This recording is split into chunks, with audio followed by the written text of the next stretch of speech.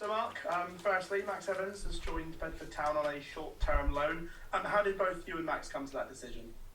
He needed to play some games. So obviously he's been injured for a while and he needs to get himself back up to speed and play some games. So it made complete sense. And firstly as well, an update on Owen Bevan after he went off against Torquay as a concussion substitute. Yeah, he's trained today. Yeah, we're very hopeful that he'll be fine for Boxing Day. Good stuff. And will Lewis Britton get some minutes as well? He's an option for Yeovil to get some goals. We'll have to see. Obviously, we've got another training session to come. So obviously, we look at Torquay and pick the best team we think is possible to get a result. How sort of early do you make these team selections over Christmas, with the game being Boxing Day? I think I've got thoughts about the team and who's fit and who's fresh, who's ready to go, and how we can try and have more goal scoring opportunities. And halfway point through the season, how would you assess Yeovil's run so far? Defensively, very good as a team.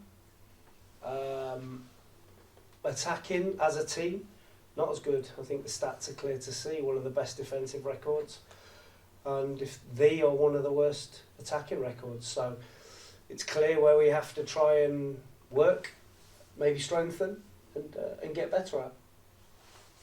And what are your hopes as well for the latter half of the season? 19th in the league now. Where do you hope to be come February, March? I think the ultimate aim has to make sure we stay in this league first and foremost. That has to be the aim. Hopefully, we can attract a couple of more quality players to the group, which can help us and improve us. And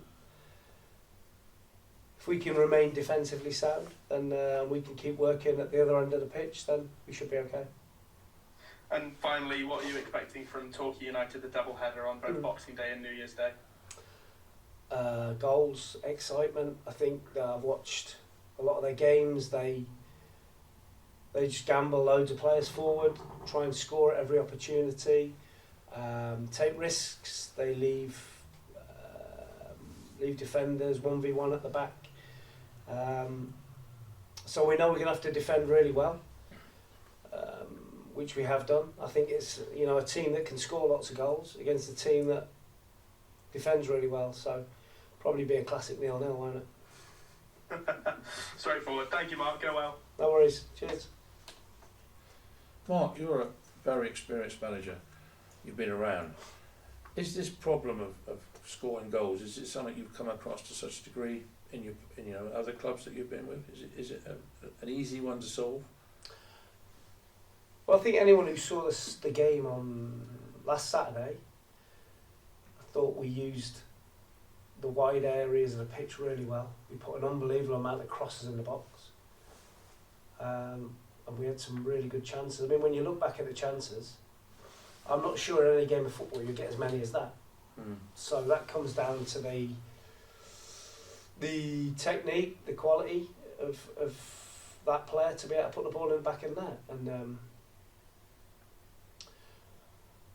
I think as long as we're still getting in those positions and putting those balls in the box, then I think we'll be all right. We've just got to relax a bit. I think we're a bit snatchy in front of goal. I mean, is it something that do you get sleepless nights about it? Is sort of thinking we've got to get these chances converted? Not really, because like I just said, if we weren't creating them, then I would be worried. But there's a couple of people shouting at me on Saturday, why don't you use the wide areas of the pitch? But I've not seen a game with as many crosses going across the 6-yard box as that for a long while, so I'm not sure what was meant by that. But I thought we got the ball wide really well on Saturday and put some great balls in the box. And I think if we'd have won that game 3 or 4-0, nobody would have batted an eyelid. It's obviously a disappointment to lose it, and I'm sure you wanted to go further. But how does it affect? I mean, this well-used phrase, "Well, we can concentrate on the league now."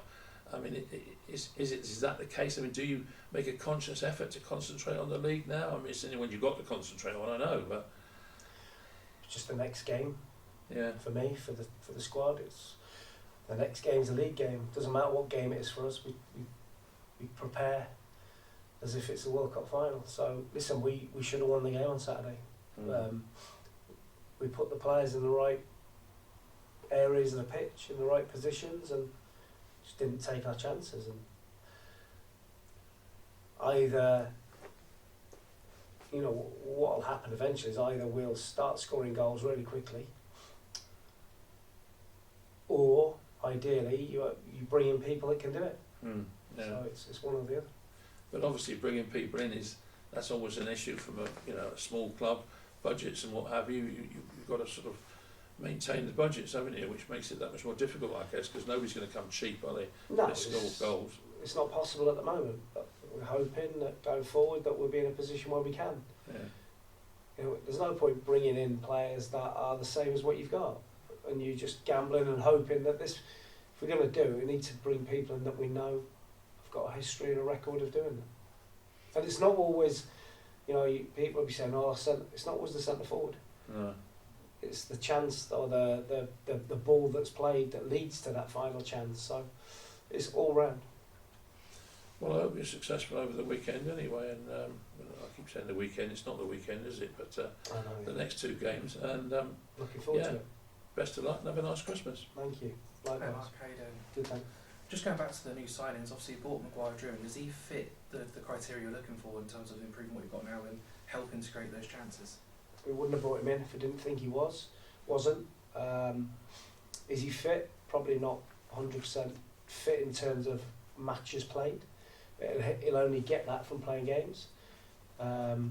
So the more games he plays, the sharper he'll get. His game is about being sharp and trying to find intricate passes and crosses and finishes. So for me, he's not a worry about what he can produce when we get him in the right area of the pitch. And normally in the Christmas period you're playing kind of 3 games in 10 days. It's not the case this year. Is that slightly strange, and is it slightly easier for you this year? I prefer it. I preferred it before when you had a game basically every other day. You know, when I played, that's what Christmas was all about. 26th, 28th, it used to be. 1st, 3rd, whatever. So, but we play what we play, and we concentrate on Torquay for 2 games. Looking forward to it. Looking forward to local derbies, a good atmosphere, and hopefully getting some results. I'm sure Torquay is saying the same.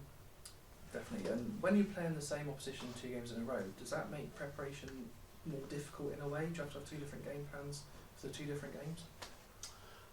I think I certainly take every game on an individual basis.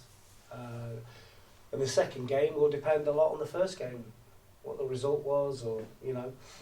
So we'll get the first one out of the way on Monday and then have a look at what we do the following week. And as a manager, do you get much time to celebrate Christmas at all? Yeah, of course. Yeah, looking forward to it, but I'll be looking forward to Boxing Day more. Hopefully get the win as well. Good That's luck. it. Thank you.